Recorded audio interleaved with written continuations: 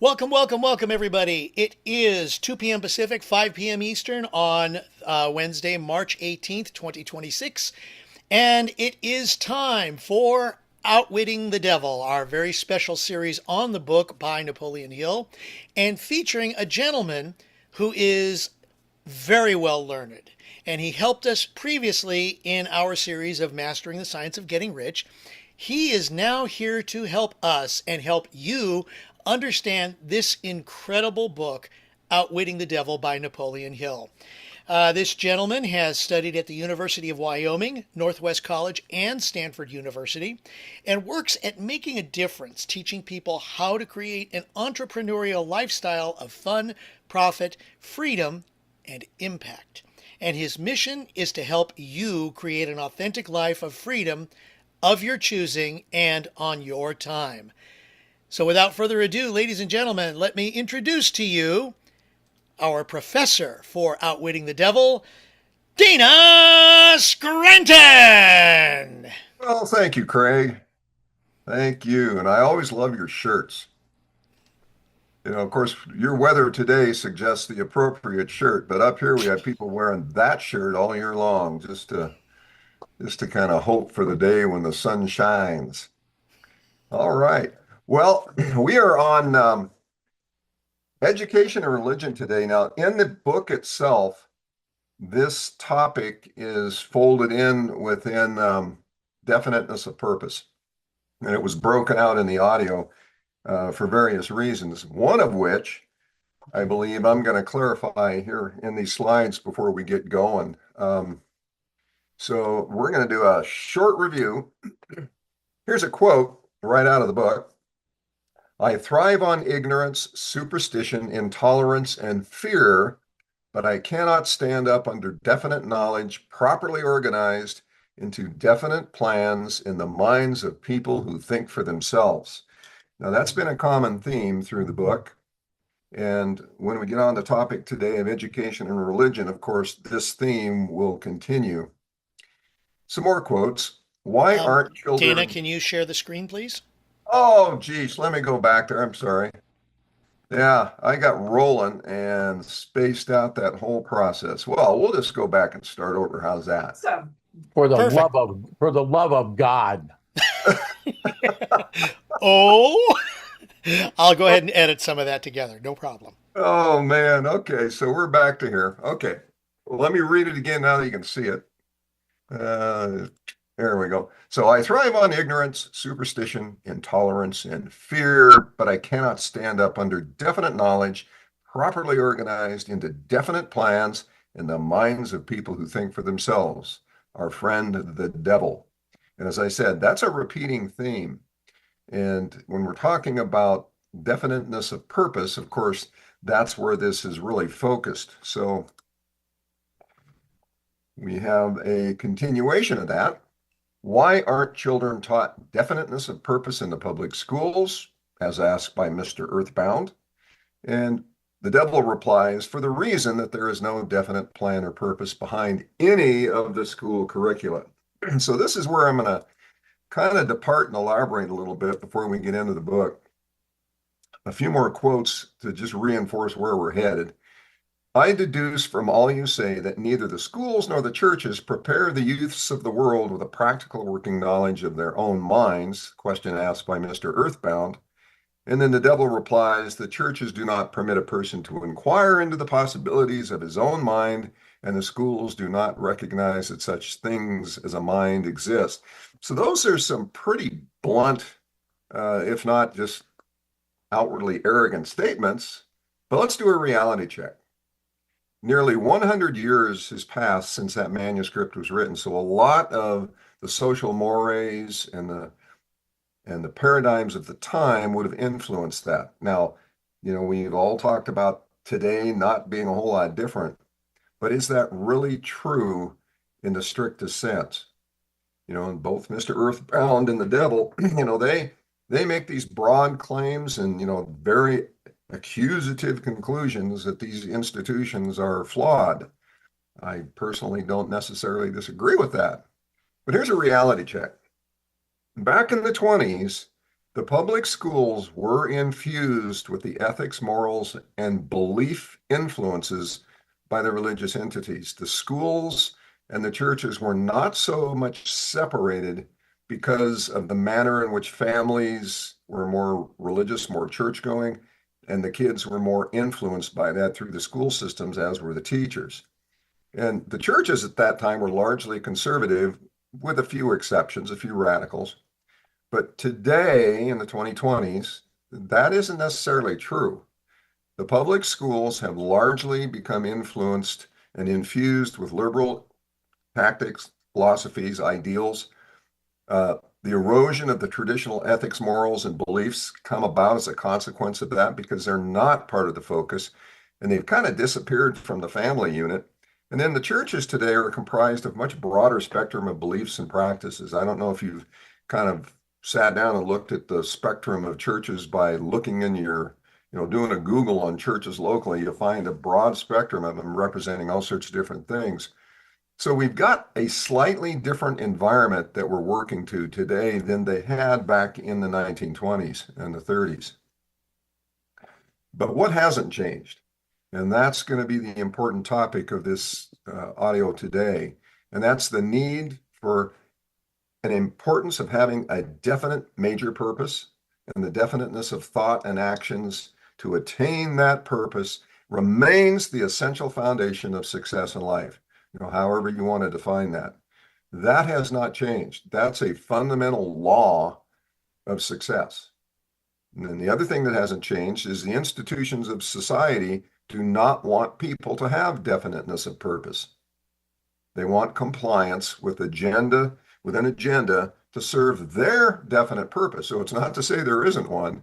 It's just that there's a purpose that somebody else has that you are now part of, whether you want to be or not. And so the means by which to achieve this have become far more powerful in the 2020s. Social media, electronic communication, it's gotten considerably more powerful when it comes to the individual. Therefore, having a definite major purpose and the obsession to achieve that purpose, that is the foundational defense against the toxic influence and the propaganda of these coercive societal forces. That hasn't changed. That's the purpose of this chapter. And getting into the topic today of education and religion is all about that. Now, thoughts are things, dreams are thoughts, therefore dreams are things that can become the reality of the individual. Everyone has the capacity to dream, and they have the capacity to think. If you can align the two, then you have the possibility of escaping this whole system. So, therefore, we want to advocate the authentic individual thought and the subsequent action for all ages as a mission, whether of the individual or the institution of society. That's key. To have authentic thoughts of your own based on your own dreams and looking at the world as the resource pool for you to do that. Now, is this the message and the lesson that Mr. Earthbound and the devil have agreed upon? And who is it who must deliver this message and a lesson to the world? So as we go into this today, think about that idea.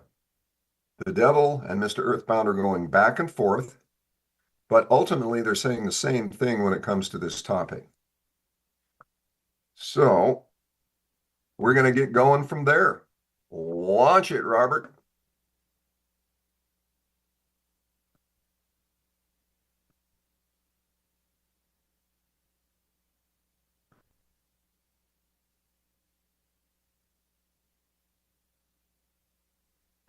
Chapter 9.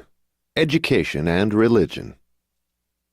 This is pretty deep stuff, Your Majesty. Let us get back to the discussion of lighter and more concrete subjects that are likely to interest the majority of people. I'm interested in discussing the things that make people happy and miserable, rich and poor, sick and healthy. In brief, I'm interested in everything that can be used by human beings to make life pay satisfactory dividends in return for the effort that one puts into the business of living. Very well. Let us be definite. You have my idea. Your Majesty has a tendency to stray off into abstract details which most people can neither understand nor use in the solution of their problems. Could that by any chance be a definite plan of yours to answer my questions with indefinite answers? If that is your plan, it is a slick trick, but it will not work. Go ahead now, and tell me something more of the miseries and failures of human beings growing directly out of indefiniteness. Why not permit me to tell you more of the pleasures and successes of people who understand and apply the principle of definiteness? I observe that sometimes people with definiteness of plan and purpose get what they ask from life, only to find after they get it that they do not want it. What then? Generally, one can get rid of whatever is not wanted by application of the same principle of definiteness with which the thing was acquired. A life that is lived with fullness of peace of mind, contentment, and happiness always divests itself of everything it does not want. Anyone who submits to annoyance by things he does not want is not definite. He is a drifter. A life that is lived with fullness of peace of mind, contentment, and happiness always divests itself of everything it does not want. How many of us are truly content? In a world where so many people are trying to keep up with the Joneses, could we not all learn something here? Is there something in your life that you need to divest yourself of? Make a commitment to catch yourself when you are feeling annoyed, and remember the devil's words. Anyone who submits to annoyance by things he does not want is not definite. He is a drifter. What about married people who cease to want each other? Should they separate? Or is it true that all marriages are made in heaven, and the contracting parties are, therefore, forever bound by their bargain, even though it may prove to be a poor one for both? First, let me correct that old saying that all marriages are made in heaven. I know of some which were made on my side of the fence. Minds which do not harmonize should never be forced to remain together in marriage or any other relationship. Friction and all forms of discord between minds lead inevitably to the habit of drifting, and of course to indefiniteness. Aren't people sometimes bound to others by a relationship of duty, which renders it impractical for them to take from life what they want most? Duty is one of the most abused and misunderstood words in existence. The first duty of every human being is to himself. Every person owes himself the duty of finding how to live a full and happy life. Beyond this, if one has time and energy, not needed in the fulfillment of his own desires, one may assume responsibility for helping others. The first duty of every human being is to himself. Every person owes himself the duty of finding how to live a full and happy life. Of course, though compelled to answer accurately, the devil still responds from the perspective of the devil. Is it possible that Mother Teresa or Gandhi had a very different opinion on this issue? They lived their lives in service of others. How do you feel? Do you put finding a full and happy life first in your life? Do you agree with those who would argue that to truly be of service to others, you need to take care of yourself first? Is it then possible that Mother Teresa and Gandhi found their full and happy lives through service to others? Isn't that a selfish attitude? And isn't selfishness one of the causes of failure to find happiness? I stand by my statement that there is no higher duty than that which one owes himself. Doesn't a child owe something in the way of duty to its parents, who gave it life and sustenance during its periods of helplessness? Not at all. It is just the other way round. Parents owe their children everything they can give them in the way of knowledge. Beyond that, parents often spoil instead of helping their offspring by a false sense of duty, which prompts them to indulge their children instead of forcing them to seek and gain knowledge at first hand. I see what you mean. Your theory is that too much help thrust upon the youth encourages him to drift and become indefinite in all things. You believe that necessity is a teacher of great sagacity, that defeat carries with it an equivalent virtue, that unearned gifts of every nature may become a curse instead of a blessing. Is that correct? You have stated my philosophy perfectly. My belief is not theory, it is fact. Then you do not advocate prayer as a means of gaining desirable ends. On the contrary, I do advocate prayer, but not the sort of prayer that consists of empty, begging, meaningless words. The sort of prayer against which I am helpless is the prayer of definiteness of purpose. I never thought of definiteness of purpose as being a prayer. How can it be? Definiteness is in effect the only sort of prayer upon which one can rely. It places one in the way of using hypnotic rhythm to attain definite ends, by the mere act of appropriating it from the great universal storehouse of infinite intelligence. The appropriation, in case you are interested, takes place through definiteness of purpose, persistently pursued. Why do the majority of prayers fail? They don't. All prayers bring that for which one prays. But you just said that definiteness of purpose is the only sort of prayer upon which one can rely. Now you say that all prayers bring results. What do you mean? There is nothing inconsistent about it. The majority of people who pray go to prayer only after everything else fails them. Naturally, they go with their minds filled with fear that the prayers will not be answered. Well, their fears are realized. The person who goes to prayer with definiteness of purpose and faith in the attainment of that purpose puts into motion the laws of nature, which transmute one's dominating desires into their physical equivalent. That is all there is to prayer. One form of prayer is negative and brings only negative results. One form is positive and brings definite positive results. Could anything be more simple? People who whine and beg God to assume responsibility for all their troubles and provide them with all the necessities and luxuries of life are too lazy to create what they want and translate it into existence through the power of their own minds. When you hear a person praying for something that he should procure through his own efforts, you may be sure you are listening to a drifter. Infinite intelligence favors only those who understand and adapt themselves to her laws. She makes no discrimination because of fine character or pleasing personality. These things help people negotiate their way through life more harmoniously with one another. But the source from which prayer is answered is not impressed by fine feathers. Nature's law is, know what you want, adapt yourself to my laws, and you shall have it. Does that harmonize with the teachings of Christ? Perfectly. Also, it harmonizes with the teachings of all truly great philosophers. The preceding question and answer push the boundaries of Hill's critique of organized religion versus personal spirituality and responsibility. Is your theory of definiteness in harmony with the philosophy of men of science? Definiteness is the major difference between a scientist and a drifter. Through the principle of definiteness of purpose and plan, the scientist forces nature to hand over her most profound secrets. It was through this principle that Edison uncovered the secret of the talking machine, the incandescent electric light, and scores of other benefits for mankind. Then I understand that definiteness is the first requisite for success in all earthly undertakings. Is that right? Exactly. Anything which teaches people to examine facts and coordinate them into definite plans through accurate thinking is hard on my profession. If this thirst for definite knowledge now spreading over the world keeps up, my business will be shot to pieces within the next few centuries. I thrive on ignorance, superstition, intolerance, and fear, but I cannot stand up under definite knowledge properly organized into definite plans in the minds of people who think for themselves. Why don't you take over omnipotence and manage the whole works in your own way? You might as well ask why the negative portion of the electron doesn't take over the positive portion and run the entire works. The answer is that both the positive and the negative charges of energy are necessary to the existence of the electron. One is balanced equally against the other, stalemated as it were. So it is with what you call omnipotence and I. We represent the positive and the negative forces of the entire system of universes, and we are equally balanced one against the other. If this power of balance were shifted the slightest degree, the whole system of universes would become quickly reduced to a mass of inert matter.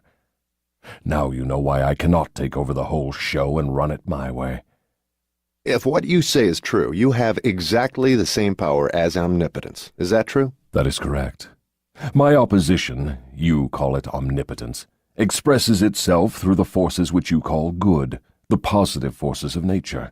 I express myself through the forces you call bad, the negative forces. Both good and bad are coincidental with existence. One is as important as the other.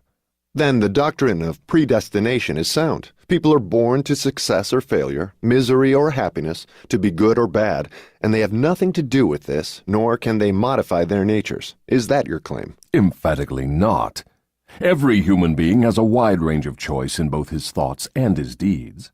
Every human being can use his brain for the reception and the expression of positive thoughts, or he can use it for the expression of negative thoughts.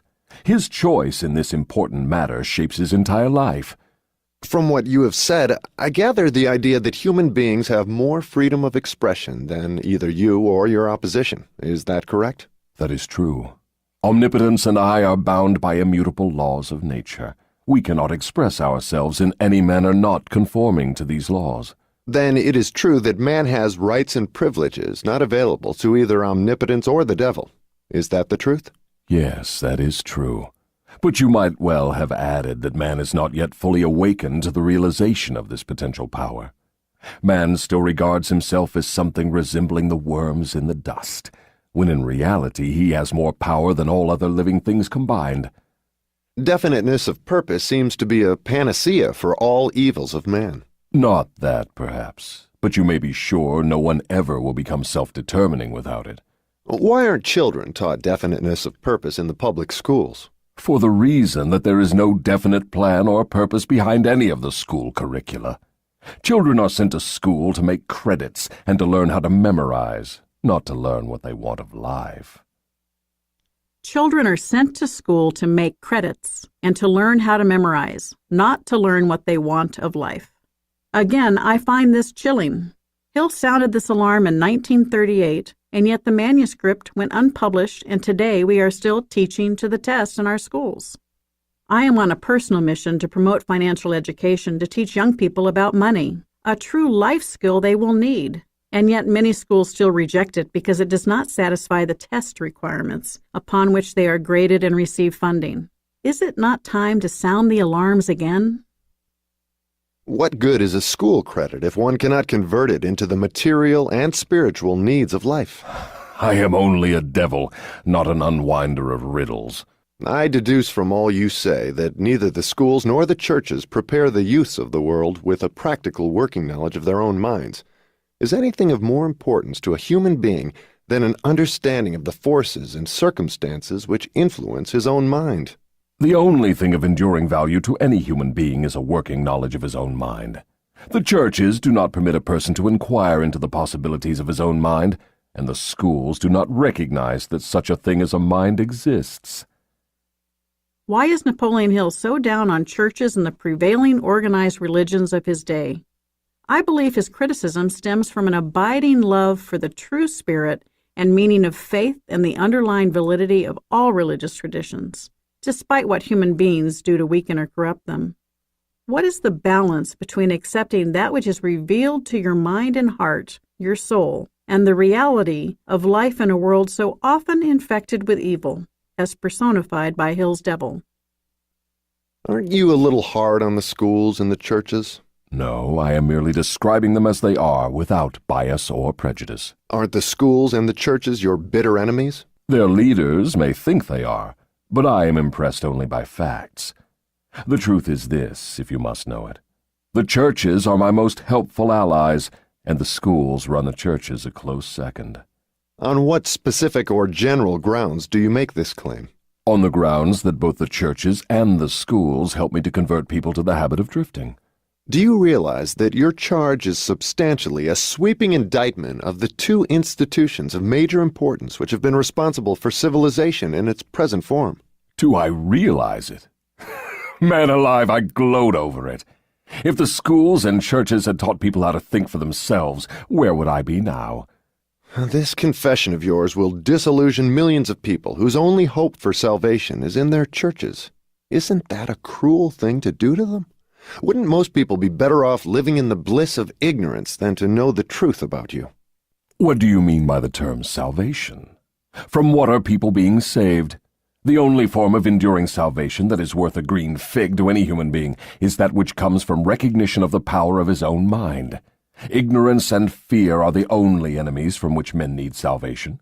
You seem to hold nothing sacred. You are wrong. I hold sacred the one thing which is my master, the one thing I fear. What is that? The power of independent thought backed by definiteness of purpose. Then you do not have many people to fear. Only 2 out of every 100, to be exact. I control all others. Let's give the churches a rest and get back to the public schools. Your confession has shown clearly that you thrive and perpetuate yourself from one generation to another by the clever trick of taking over the minds of children before they have the chance to learn how to use their minds.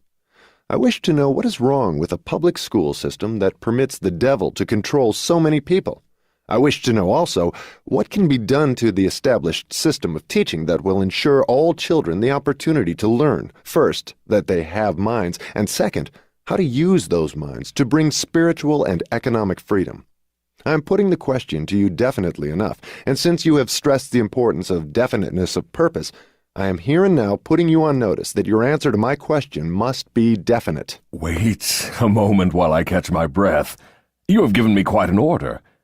It seems strange that you would come to the devil to learn how to live. I should think you would go to my opposition. Why don't you?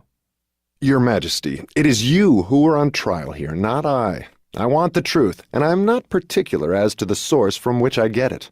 There is something radically wrong with the system of education that has given us a balance sheet with life that shows us hopelessly in the red and groping for the road to self-determination as if we were so many animals lost in the jungle. I want to know two things about this system. First, what is the major weakness of the system? Second, how can this weakness be eliminated? The floor is yours again. Please, stick to the question and stop trying to decoy me into the discussion of deep abstract subjects. That's definite, is it not? You leave me no choice but that of direct answer. To begin with, the public school system approaches the subject of education from the wrong angle. The school system endeavors to teach children to memorize facts instead of teaching them how to use their own minds. Is that all that is wrong with the system? Oh no, that is only the beginning. Another major weakness of the school system is that it does not establish in the minds of children either the importance of definiteness of purpose, or make any attempt to teach youths how to be definite about anything. The major object of all schooling is to force the students to cram their memories with facts instead of teaching them how to organize and make practical use of facts. This cramming system centers the attention of students on the accumulation of credits, but overlooks the important question of how to use knowledge in the practical affairs of life. This system turns out graduates whose names are inscribed upon parchment certificates, but whose minds are empty of self-determination. The school system got off to a bad start at the beginning. The schools began as institutions of higher learning, operated entirely for the select few whose wealth and family entitled them to education. Thus, the entire school system was evolved by beginning at the top and working back down to the bottom. It is no wonder the system neglects to teach children the importance of definiteness of purpose, when the system itself has literally evolved through indefiniteness. What would correct this weakness of the public school system? Let's not complain of the weakness of the system unless we are prepared to offer a practical remedy with which it can be corrected. In other words, while we are discussing the importance of definiteness of plan and purpose, let us take our own medicine and be definite. Why don't you lay off the schools and churches and save yourself plenty of trouble? Don't you know that you are poking your nose into the affairs of the two forces that control the world? Suppose you do show up the schools and the churches as being weak and inadequate for the needs of human beings. What then? With what are you going to replace these two institutions? Stop trying to evade my questions by the old trick of asking a counter-question. I do not propose to replace the schools and churches, but I do propose to find out, if I can, how these organized forces can be modified so that they will serve people instead of keeping them in ignorance. Go ahead now and give me a detailed catalog of all the changes in the public school system which would improve it. So you want the entire catalog, do you? Do you want the suggested changes in the order of their importance? This is another point at which the questioner forces the devil out of his comfort zone. It is amusing and instructive to witness this exchange, which provides a roadmap for improvement of our public schools. Describe the changes needed, just as they come to you. You are forcing me to commit an act of treason against myself. But here it is. Reverse the present system by giving children the privilege of leading in their schoolwork instead of following orthodox rules designed only to impart abstract knowledge. Let instructors serve as students, and let the students serve as instructors. As far as possible, organize all schoolwork into definite methods through which the student can learn by doing, and direct the classwork so that every student engages in some form of practical labor connected with the daily problems of life. Ideas are the beginning of all human achievement. Teach all students how to recognize practical ideas that may be of benefit in helping them acquire whatever they demand of life. Teach the students how to budget and use time. And above all, teach the truth that time is the greatest asset available to human beings, and the cheapest. Teach the student the basic motives by which all people are influenced, and show how to use these motives in acquiring the necessities and the luxuries of life. Teach children what to eat, how much to eat, and what is the relationship between proper eating and sound health. Teach children the true nature and function of the emotion of sex. And above all, teach them that it can be transmuted into a driving force capable of lifting one to great heights of achievement. Teach children to be definite in all things, beginning with the choice of a definite major purpose in life. Teach children the nature of and possibilities for good and evil in the principle of habit, using as illustrations with which to dramatize the subject the everyday experiences of children and adults. Teach children how habits become fixed through the laws of hypnotic rhythm, and influence them to adopt, while in the lower grades, habits that will lead to independent thought. Teach children the difference between temporary defeat and failure, and show them how to search for the seed of an equivalent advantage which comes with every circumstance of defeat. Teach children to express their own thoughts fearlessly, and to accept or reject at will all ideas of others, reserving to themselves always the privilege of relying upon their own judgment. Teach children to reach decisions promptly and to change them, if at all, slowly and with reluctance, and never without a definite reason. Teach children that the human brain is the instrument with which one receives from the great storehouse of nature the energy which is specialized into definite thoughts, that the brain does not think, but serves as an instrument for the interpretation of stimuli which cause thought. Teach children the value of harmony in their own minds, and that this is attainable only through self-control. Teach children the nature and the value of self-control. Teach children that there is a law of increasing returns which can be and should be put into operation as a matter of habit, by rendering always more service and better service than is expected of them. Teach children the true nature of the Golden Rule, and above all show them that through the operation of this principle, everything they do to and for another, they also do to and for themselves. Teach children not to have opinions unless they are formed from facts, or beliefs which may reasonably be accepted as facts. Teach children that cigarettes, liquor, narcotics, and overindulgence in sex destroy the power of will and lead to the habit of drifting. Do not forbid these evils, just explain them. Teach children the danger of believing anything merely because their parents, religious instructors, or someone else says it is so. Teach children to face facts, whether they are pleasant or unpleasant, without resorting to subterfuge or offering alibis. Teach children to encourage the use of their sixth sense, through which ideas present themselves in their minds from unknown sources, and to examine all such ideas carefully. Teach children the full import of the law of compensation as it was interpreted by Ralph Waldo Emerson, and show them how the law works in the small everyday affairs of life. Teach children that definiteness of purpose, backed by definite plans persistently and continuously applied, is the most efficacious form of prayer available to human beings. Teach children that the space they occupy in the world is measured definitely by the quality and quantity of useful service they render the world. Teach children there is no problem which does not have an appropriate solution, and that the solution often may be found in the circumstance creating the problem. Teach children that their only real limitations are those which they set up or permit others to establish in their own minds. Teach them that man can achieve whatever man can conceive and believe. Teach children that all schoolhouses and all textbooks are elementary implements which may be helpful in the development of their minds, but that the only school of real value is the great university of life, wherein one has the privilege of learning from experience. Teach children to be true to themselves at all times, and since they cannot please everybody, therefore to do a good job of pleasing themselves. That is an imposing list, but it seems conspicuous by the fact it ignores practically every subject now taught in the public schools. Was that intended? Yes. You asked for a list of suggested changes in public school curricula which would benefit children. Well, that is what you got.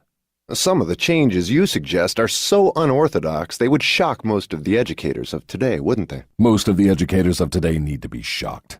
A good sound shock often helps the brain that has been atrophied by habit. Would the changes you suggest for the public schools give children immunity against the habit of drifting?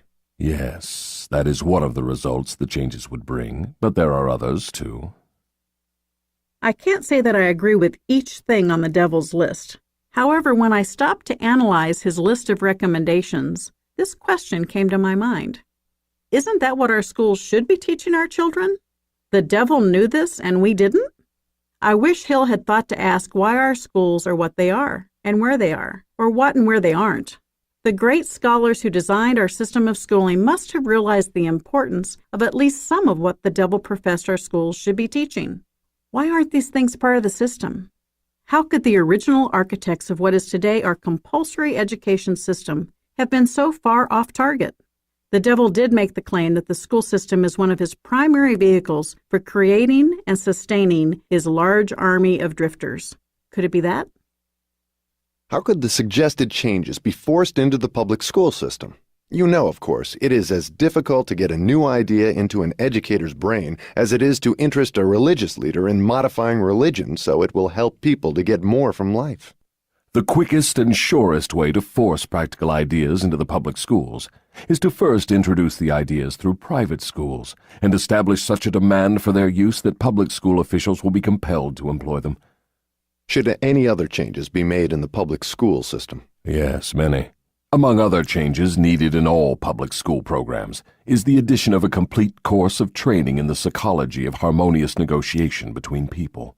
All children should be taught how to sell their way through life with the minimum amount of friction.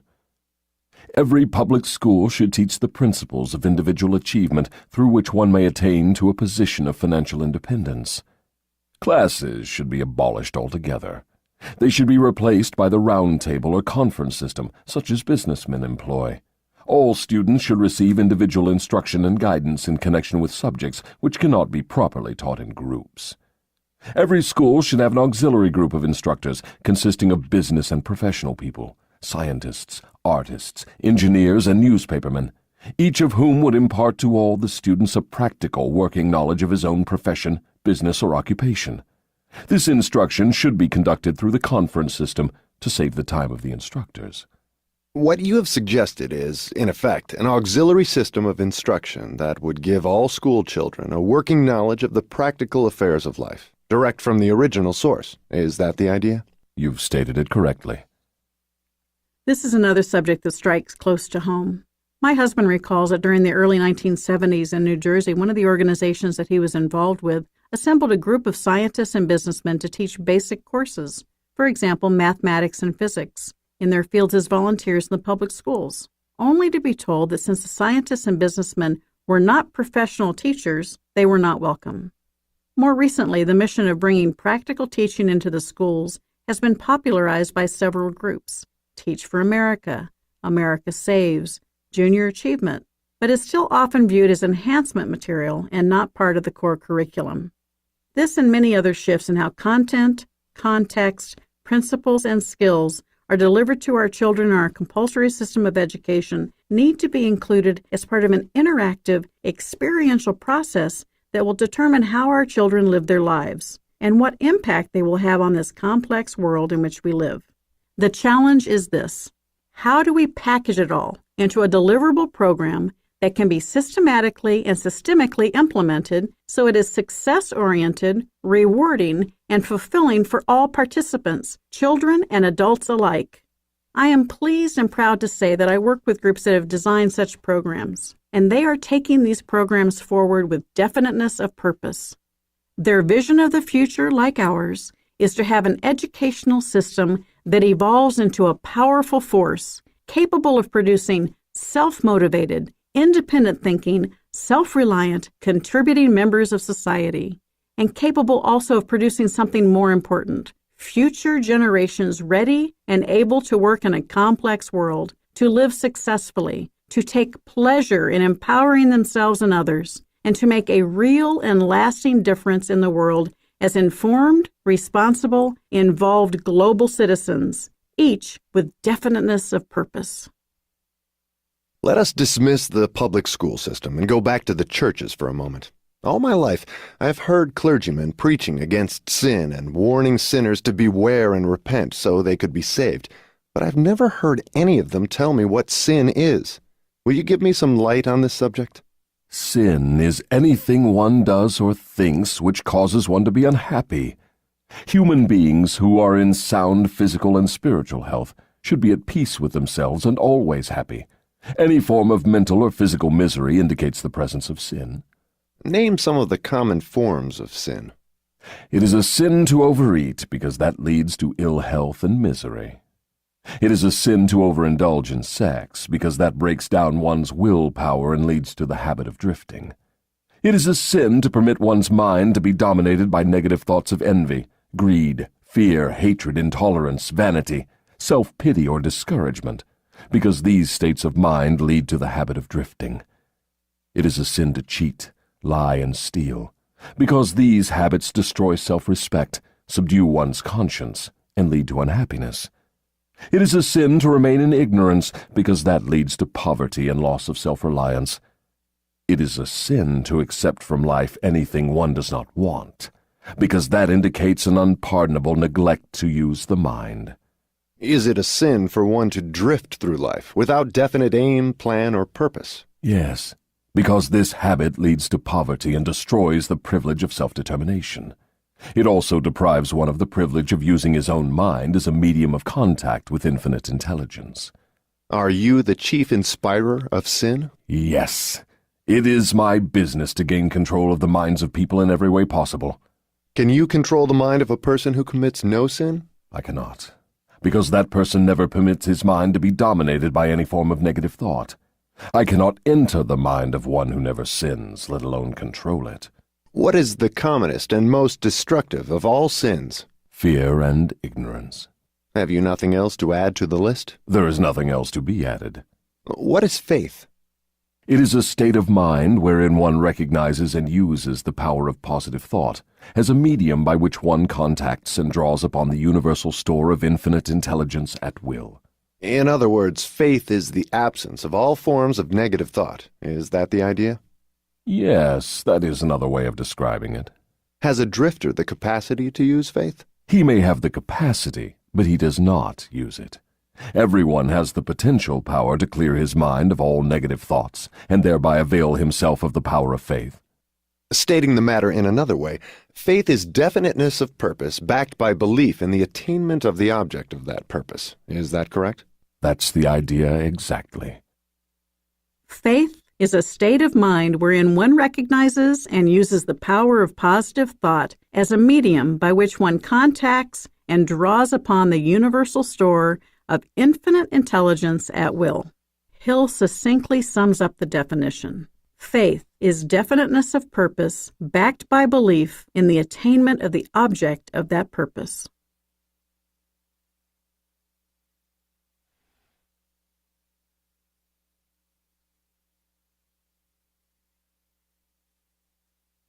And that's a wow. Yeah, big wow for sure. Yeah, that's so the interesting thing about that chapter is he put a lot of leverage on the schools, and in the book there's 31 ideas that he shares. In the audio, I think he whacked 2 or 3 of them, but nevertheless, those ideas resonate with me for one very specific reason. Many years ago, we put our son in a Montessori school, and as it turns out, many of the things described in the Devil's Recipe are fundamentally what the Montessori school does. They're not like the public schools in the regimentation and so forth. In fact, it was amazing to watch the teachers navigate through the idiosyncrasies of little people when given the freedom to be little people. So Anyway, I want to share a couple of Jim Rohn quotes here before we get into taking this thing apart. Please. Let me get the share bar running here. And Dana, are we going to go ahead and allow people to share if they would like later? Yeah, we're going to do that. I just want to run through these and kind of invoke a few thoughts. This one is really relevant to what we've just heard. The major value in life is not what you get. The major value in life is what you become. This is why I wish to pay a fair price for every value. If I have to pay for it or earn it, that makes something of me. If I get it for free, that makes nothing of me. And the takeaway there is your definite major purpose does not have to be materialistic, materialistic objective to attain happiness and success in life. Who you become in the ascension to your purpose creates the opportunity beyond the vision that you had at the beginning of that journey. So this is incredibly relevant to what we just heard. Helping people, whether they're kids or adults, to realize that their journey is not necessarily about the gold at the end of the rainbow. It's about who you become on the way to picking up that pot of gold so that you have a better idea of what to do with it and how to influence the world with your newfound success. Here's another one. The greatest gift you can give to somebody is your own personal development. I used to say, if you will take care of me, I will take care of you. Now I say, I will take care of me for you if you will take care of you for me. Now that kind of weaves into what the devil was suggesting here. When you have kids who understand that they have a purpose in life to develop themselves so that they can add value to the world, then the law of reciprocity brings value back to them. And so that's a concept that, quite frankly, seems to have gotten lost for everybody.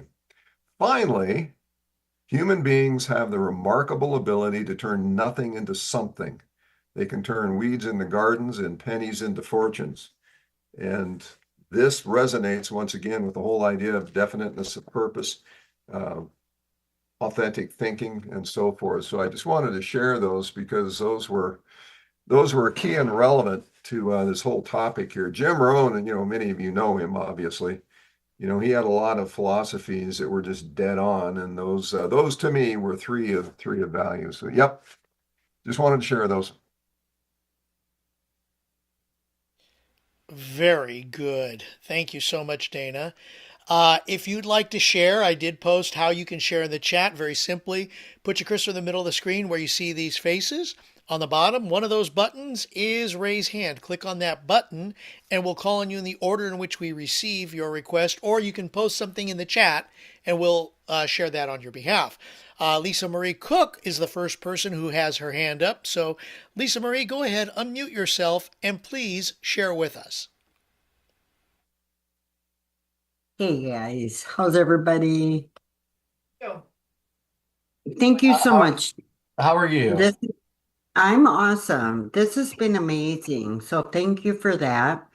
Going through this chapter, I kept thinking back, of my time at the school, and teaching kids and doing the kids that are disabled or the kids that are struggling, special ed kids. That's what I taught for 12 years. Wow. And I was so proud of myself. I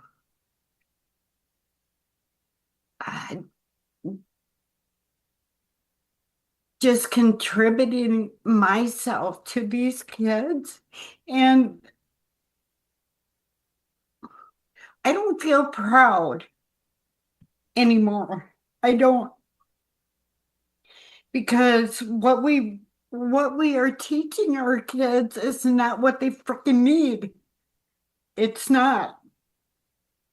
So I feel right now, even though I was very proud of myself in working with these kids and I love them dearly, but I feel right now, I did them no fucking good. I did them no freaking good. Following the curriculum, following this, following bullshit. It, it's all bullshit. So I just feel like what I thought I was doing good for, it, it it's all bullshit. It's all bullshit. So this really, really hit me hard, Dana. Just being a teacher, it's like, what? Are you freaking kidding me? I feel defeated. I feel like, yeah, I had 12 years in there. I had another 10 with all my studying and this and that. I feel like it was all for naught. Well, I think I can see why you would feel that way. And when you look around today, but I suppose you also have to look at the kids that you taught. Where did they go? What did they do? They may not have had an impact on what you're seeing right now, but they may well have had an impact on other lives that you just can't see. So I wouldn't be too despondent about it. It's real easy to look around and see the world going to hell in a handbasket and forget to look for the basket of fruit that's over behind the tree stump. you know? I totally agree, Dana. Lisa Marie, I know two things is the ability to forgive yourself for not knowing what you didn't know, right? So the one thing I know to be very, very bold is whether or not you realize this, I would like you just to think about how much you love these kids and how much they seen that and felt that and knew your heart. You see what I mean? Because the first thing I want to think about with you is not only how loving you are, but how big your heart is. And I hope that this hits you in that heart. There's a lot of stuff that I was taught in school, Lisa Marie, that I don't fucking remember and I don't use. I got taught all of this stuff that you're saying, this really hit me to the core, right? So there was a lot of stuff that I learned in school that I didn't use and I didn't apply because, like it brought up here, it was just worthless. But if you ask me who made a difference in my life, I would say Professor Bitts because that guy cared. That guy really cared. And he made me understand that I could be whoever I wanted to be. Now, at that time, I just wanted to be the best mechanic. But he made me understand that the things that I weren't good at, that I didn't need to be good at to make an impact in the world.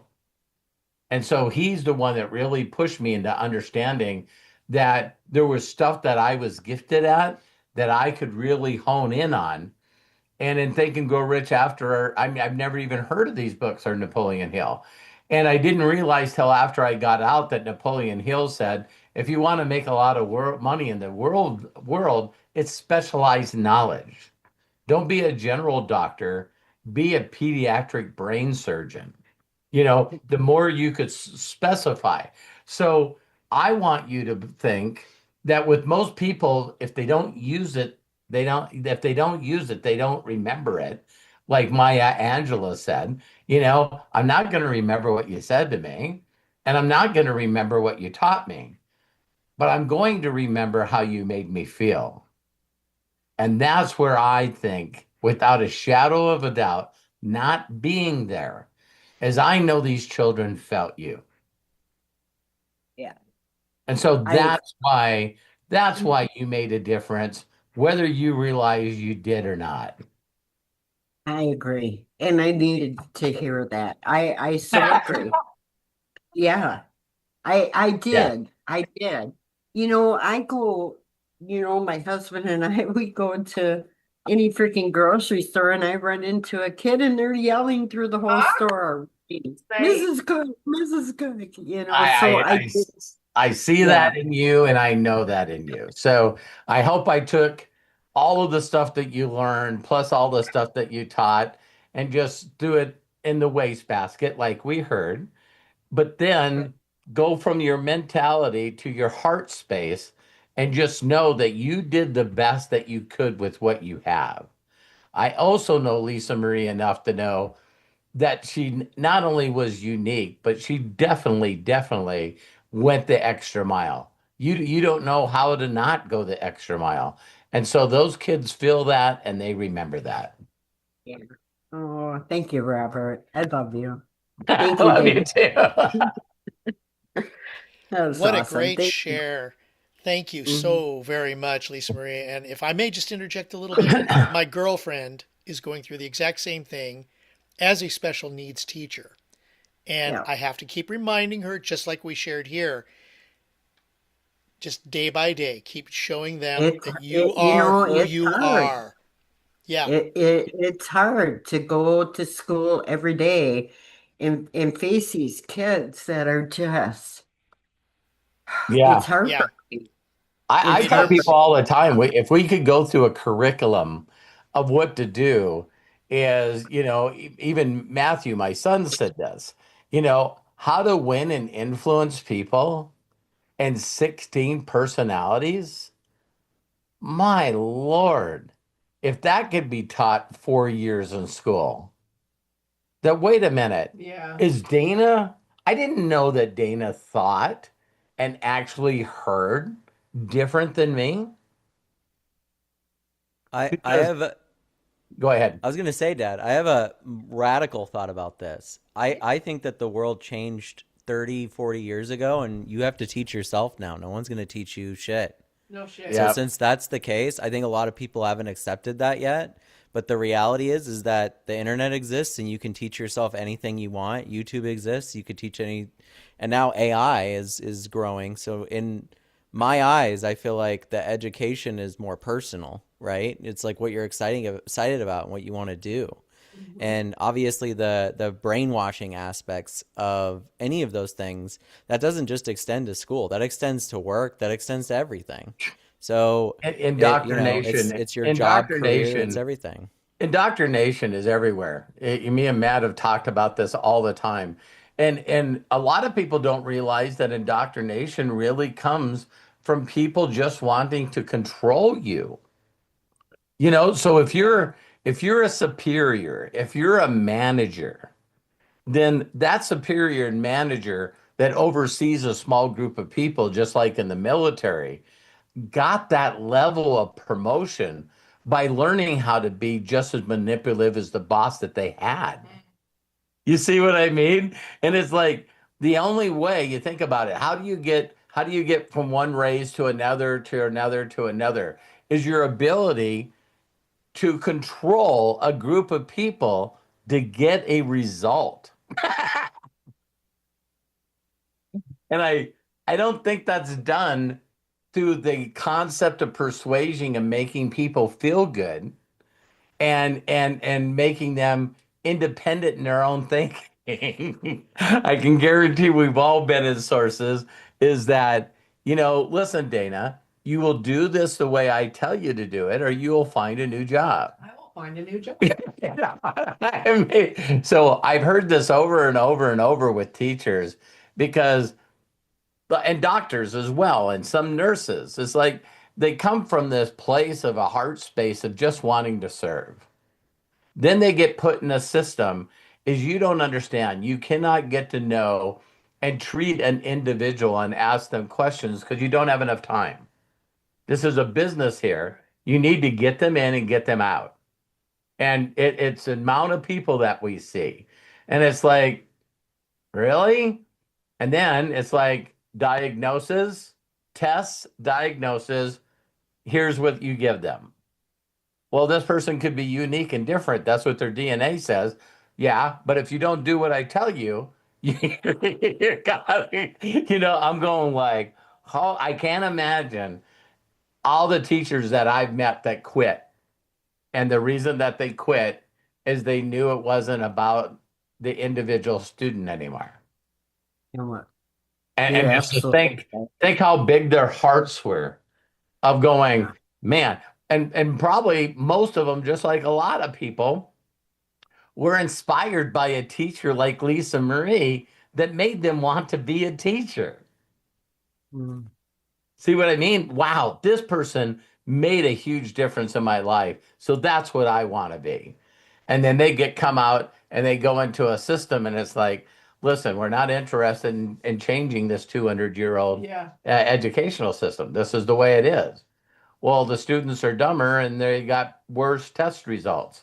I do what I tell you. Yeah, it's crazy, man. It really is. That was Dana, awesome input, thank you, Lisa Robert. Marie. Dana, I got a quick question for you. And throughout your schooling and your education, did you ever teach for a while? No, no, I taught graduate classes while I was in graduate school, but no, that wasn't what I wanted to do. I had a lot of good teachers along the way, and they did their job. So when you got out of school and your education, what did you do that was the most definite of purpose for you? What did you do that gave you the most joy? Well, my when I got out of school, well, before I ever got into the college curriculum, I had, definite purpose I wanted to achieve, and I wanted to get into the aerospace industry for various reasons. And so that was my purpose. And along the way, I also wanted to make sure I was on Air Force contracts for reasons that we don't need to discuss here, but I, I chased that purpose, got onto Air Force contracts, spent my 4 years developing weapons systems, and then moved on to interplanetary spacecraft, which is where the next goal. But all of that was the purpose, and my education helped me get there, as did my professors. So, Very good. yeah. Now going back to the early education, I grew up in a small rural town like you did, Robert, and the teachers we had were kind of like Lisa Marie. They were very dedicated. They understood the individuals in a farm community. Yeah. They understood each and every kid, the poor ones, the rich ones. It was just incredible the influence that they left me with, which was you did the hard work, you did what it took to get through, and they were not of the manipulative type. Their whole No. Even Mrs. Grohar would walk around with a ruler in math class and slap you on the hand if she saw you doing something that was wrong. She'd give you a whack and give you the opportunity to fix it. But yeah, those kinds of teachers, I think, back in those days, they had a big influence. Today, I think the administrations and the agenda-backed administrations that we all see in the public schools is far different critter. Yeah. Well, Anyway. of course, all the stuff that they took away from the teachers too. It's like the concept of discipline, and now the teachers have to meet with the parents, and the parents are the parents are upset at the teachers. I'd seen a person totally off the subject, but the guy was reading emails, and he said it was from a parent, and it said, "I just wanted to discuss that Jill is growing up in a different environment. And she came home today saying that she needed to do homework. And we just want you to know that as parents of Jill, that we're going to tell her that she doesn't need to do the homework." Yeah. Because that causes a lot of stress in the family environment. And I'm going like, well, in a way, she's right, because we never had homework. Yeah, not like they did. You know what I mean? It was like, so to be in a situation where, listen, we're not going to make you do the assignments here. But then the other thing that I think is missing, I want to get to Coach Bob, is man, when they stuck me in woodwork class and home ec and small engine, it was very obvious where my skills lied, where my gifts lied. It definitely wasn't in English, and it wasn't in spelling. And home ec was out of the rule. You weren't a good homemaker. Yeah, So when they put me in woodwork and I could create things, and they put me in small engine class that ended up to be auto mechanics. I took 2 years of auto mechanics in high school. Was that your fondness for the wooden kitties? Then I get it now. Yeah, Fucking wooden. like- Yeah, there you go. So wood carvings. I had these wooden kitties that I kept moving from house to house, and Terry kept trying to throw them away, and now I you. got them. I burned them. Set them on fire. So we'll turn it over to Coach Bob. But thank you, Dana. What a great discussion. Holy cow! Yes, Thank you, Dana. Thank you, Lisa Marie. Thank you. Thank you very much. Okay, Coach Bob Johnson, there you go. Please unmute yourself and share with us. Hey, Dana, great chapter. I love it. The one thing I wanted to mention to you, my kids, I haven't been in school for 40 some years, and my kids have just been in school, but a lot of this isn't taught right. And when do you think the education system is going to catch on to start doing some of this stuff? And also, I can understand why people are keeping their kids at home to homeschool them now.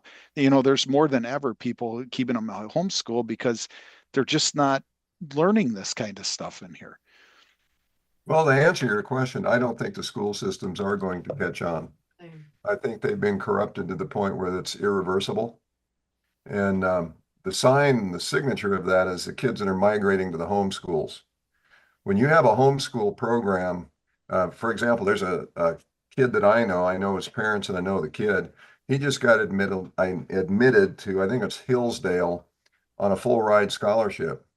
Now, they're not easy to get into. He was homeschooled his entire life.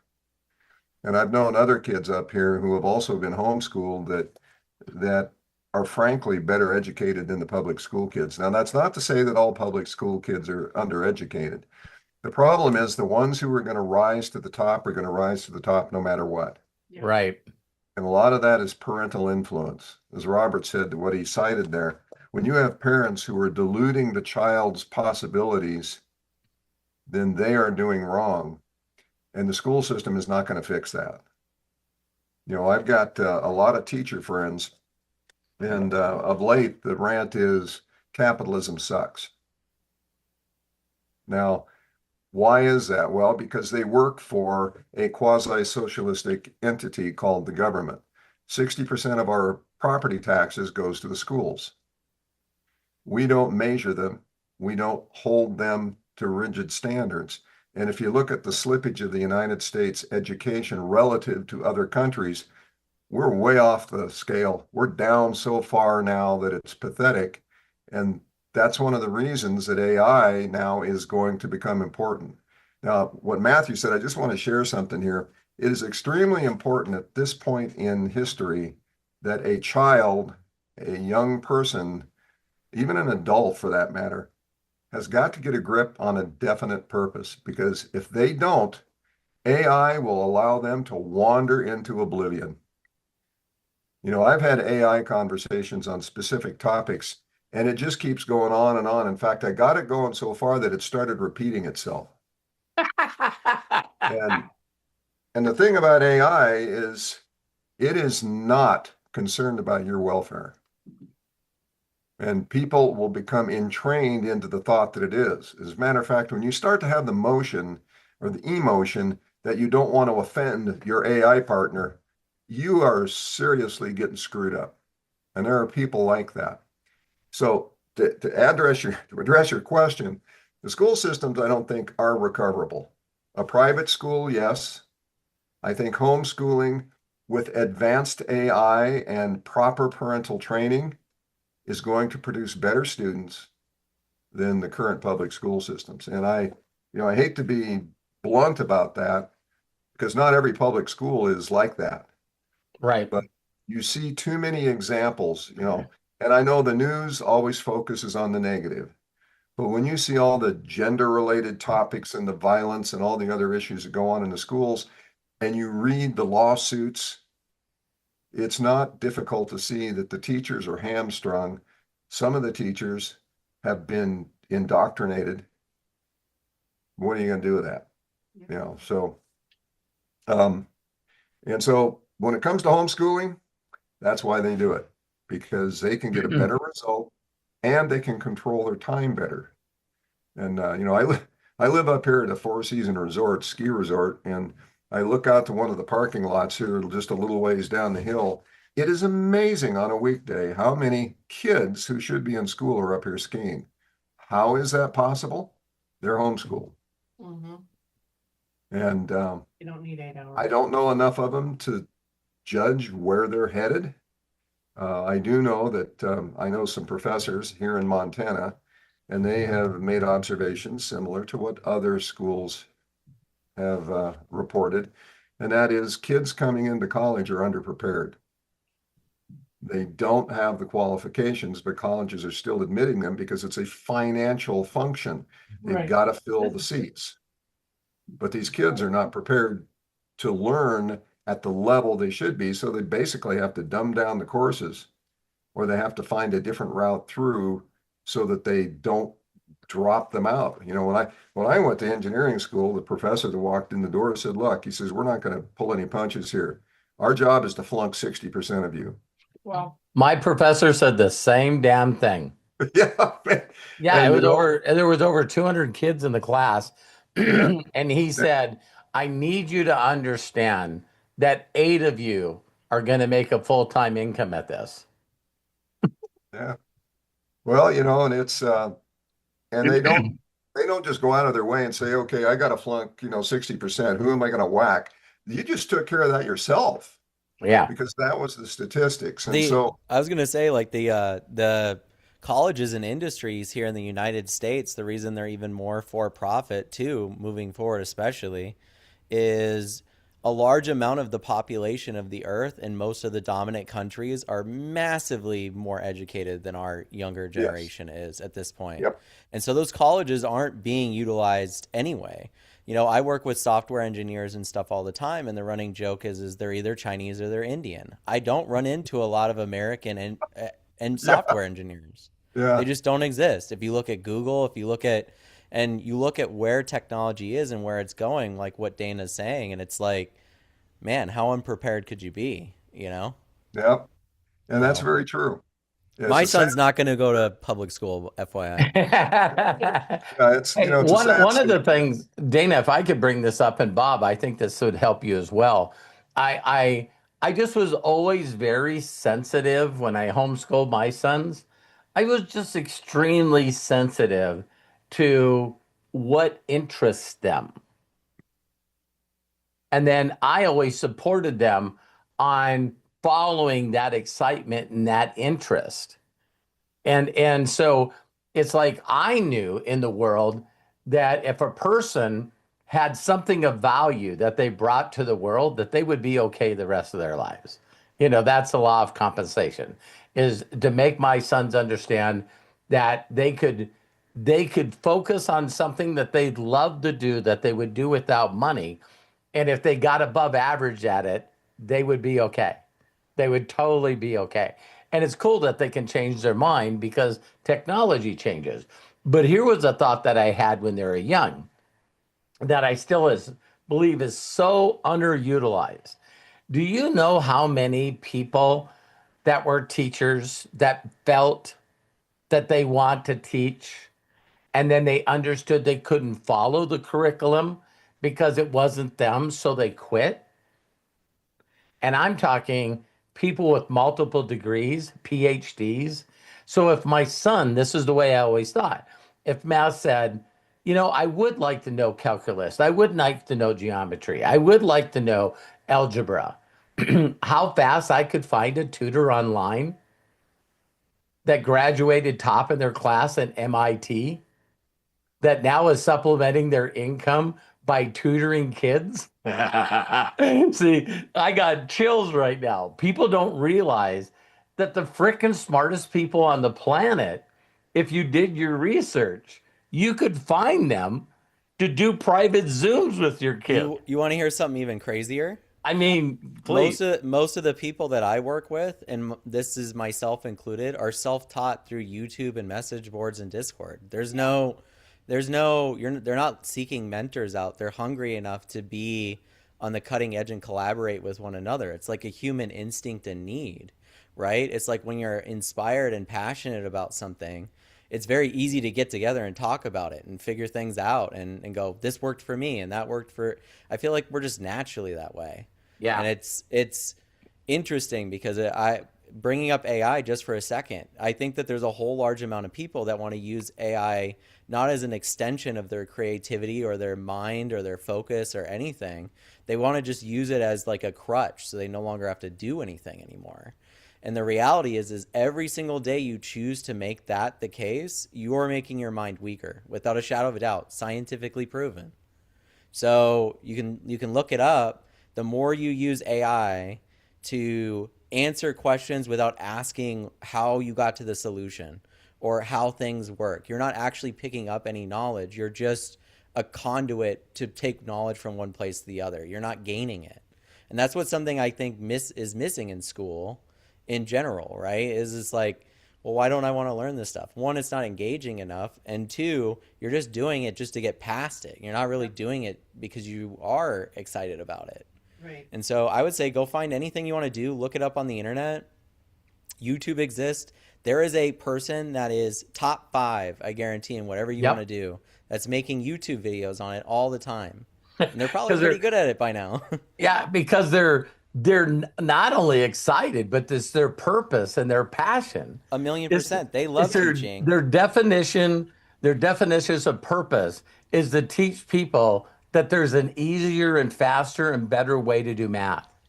Yeah, I don't know why a random 19-year-old Indian boy from India would take the time to shoot a 480p video on a solution to a problem that he found out with something that we were working on, but he did, and it fixed it for like 7 people. Wow. And so that's where it is, right? It's like if you're passionate, it doesn't matter if you have no technology around you. You find the way, you find the path, right? So thank you, Matt. Great stuff. Elon Musk just recently, I seen a short thing that he said, and he said, listen, I'm hiring in all of my companies all the time. He goes, I'm not interested about your education, your degrees, and I'm not interested in your resume. All you need to do is find out an email to any one of my HR departments, and I need you to tell me of a problem and how you solve that problem and submit it to my staff. And he says, we'll get a hold of you. So all I need to see, and I got to thinking, if someone found a problem in the world and how they solved it or how they thought that they could solve it, are you worried about their ability to be able to communicate with other people? Are you worried about their initiative of going the extra mile? Are you worried about their abilities to follow instructions? No, you don't want them to follow instructions. You want to take the smartest, creative people that find problems, because he knows that if he brings them in-house and he's going, listen, the last Starship, when it came in, we made it come in hotter than it ever would, but maybe it loses control and it picks up too much speed. And the heat shields around the flaps got too hot and it started melting into the ship and it exploded. We need to find a way to stop those heat shields from melting. I mean, that's one of the problems that we have. I don't think that anyone graduating from the best tech schools in the world still haven't solved that problem. So he's looking for people that are the challenge-oriented people with creativity that can work with a group of people to come up with a solution to all the problems that he has with all the companies that he has. Now take that down to the school systems and employ it, and boom, you got it. Yeah. So did that help you, Bob? Oh yeah. Yep. Totally. Thank you. Yeah. I mean, as well, Matt knows this. Matt is like the greatest example of being a homeschool kid. You know, he constantly inserted himself in the things that he loved to do the most, and he still does it. So he always has the first mover advantage of anything that happens with AI. because he's in groups of people creating this stuff. He's in groups of people that want to employ him. And they're in there talking about this is the things that we got to do with AI. Not see how many memberships we can get from people that want to ask stupid questions of it all day. Well, yeah, see, that's the difficulty, right? Is it's like you got to be passionate about what you do. And I think like Bob, I know we haven't talked, but I've actually spun up 2 SASs, one with Josh Zwagel and one on my own with OpenClaw since we've last talked.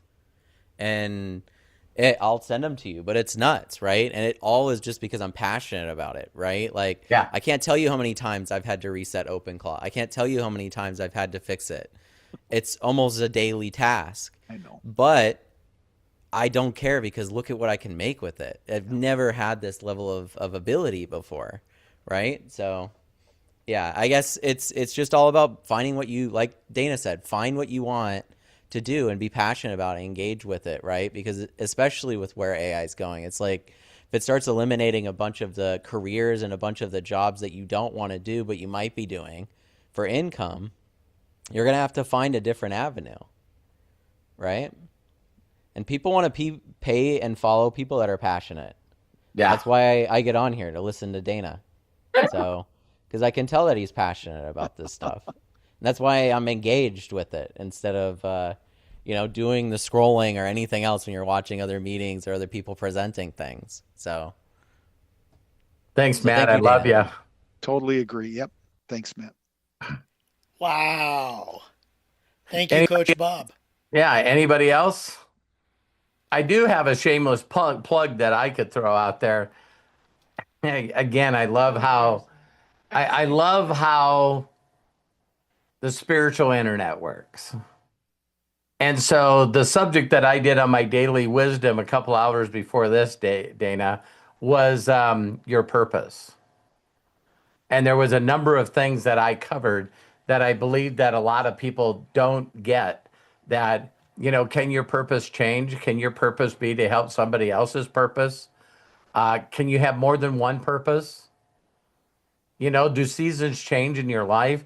So when you brought up the stuff about Jim Rohn, I'm extremely, extremely blessed and honored to learn directly from Jim Rohn. And so the key little things that he would say to me still impact me to this day. And the one thing that I say about Jim Rohn is that I've never met anyone through listening to him and his recordings that I've never met anyone that can do that much content per minute. It was a phrase that I needed to invent to come up with Jim Rohn, because there's no one that I know that works so hard of saying so little, but yet so much in a small moment of time. And so you can re-listen to his stuff over and over and over again and swear that what was said on that audio wasn't there before. Because the idea 10 seconds before that shot your mind in an awe moment. And that made you go in a direction while he's still talking. Yeah. So Dana, thanks for bringing those up. That was really powerful. I don't have anything else to say because we sort of talked through answering the questions with Lisa Marie and Bob of where my heart is. I just know that whatever you feel your definition of purpose is, that there's new information that's being created on that every day. The first time that I heard Brendan Burchard say, it's pretty weird how people can't find a way to generate purpose and happiness and passion in their lives when you simply can come up with an idea and immediately order 3 or 5 books that are the best-selling, most reviewed books on that topic. And you're immediately in the top 1% of all people in that expert. We live in a pretty incredible place and world right now. And that was prior to AI. So it doesn't take long. They used to say 10,000 hours to master something, when there's a lot of people that are out there right now going, listen, 18 minutes a day for 6 months, and you can learn anything that you're passionate about to turn that into revenue.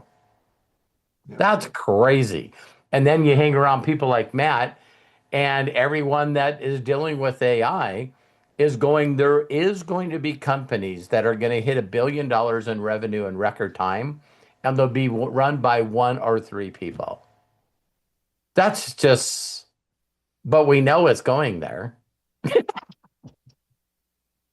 And so all these companies that are using AI to lay off people, but at the same time, there's companies that are going to be making millions of dollars a year and into the billions. And they're how many employees do they have? 1. Well, it's like the .com boom all over again, but just different. It's like you have all these monoliths that are very hard to move. Like they're slow to move, they're slow to adapt because they have so many customers and they're not passionate about maintaining those customers. So what ends up happening is just like the .com boom, there's going to be a large amount of very passionate and excited people that solve problems in many different areas, and they solve them themselves and become multimillionaires overnight because those monoliths don't care about the people that they're servicing anymore. You know what I mean? And that's just the way that the economy and capitalism should work, you know? So I'm excited about it because a lot of the guys that are building other stuff, yes, it's like, wow, I actually can build something that solves a problem that people I care about have. You know what I mean? What's that worth? It's worth a lot, but you got to be passionate about it. So, thanks, Matt. Thanks, Sonny. Any last words, Dana? No, I think we're there. Well, let me add one more thing and then we'll close out. Please. This gets deep and philosophical, and I've kind of mentioned this before, but one of the reasons that we've got to advocate kids and even adults to become the very best version of themselves in an authentic way is so that they can add value to the soul. Okay. And I've mentioned Robert Monroe in the past, but if you ever get a chance to acquire either his written book, which is a long read, or better, the audio, Ultimate Journey, that's where he catalogs all of his out-of-body experiences and what they really mean. And one of the key takeaways later in the book is that what we refer to as the soul is a perpetual energy form, and it wants to keep coming back to humans and to Earth, if you will, because of the experiences. So if we want to look at it as a child that we're rearing and raising, a definite purpose allows us to achieve experiences and results and growth that grows that energy entity. Now, that's a little abstract and far, but it kind of folds into everything we've talked about here, which is a definite purpose gives you leverage to become far more than you are today, not only for your gain, but for the gain of humanity as a whole, one way or the other. So anyway, I wanted to leave you with that as we depart from the definite purpose chapter. So Thank you. Thank you, Dana. Again, you bet. appreciate your time. And man, it's neat to have every week go to a different level of aha. It's like, wow. And again, just think of it as an excitement of moving forward. I'm looking forward to the rest of the lessons with you, Dana. Okay. Looking forward to it as well. Okay, Craig. Wow. What a great session, everybody. I'm going to say this is definitely worth a replay because so much was in it and you just got to take it all in. It was that good. So Dana, bless you. Thank you. Shout outs to Lisa Marie Cook, Coach Bob Johnson for participating, Matt Hollis, of course, for participating and being our executive producer, and of course Terry and Robert Hollis. Thank you for just being our guides, our people here, and of course to our professor, Dana Scranton. Bless you, my friend. Thank you so much, and thank you for joining us here on Outwitting the Devil by Napoleon Hill. We will have another meeting next week of Outwitting the Devil at 2 p.m. Pacific, 5 p.m. Eastern, next Wednesday. You don't want to miss our next chapter in this amazing series of Outwitting the Devil here in Unlimited Wisdom. Thank you all very much. Have yourselves a great Wednesday. And until next time, be good to yourselves, be cash, and bye-bye for now.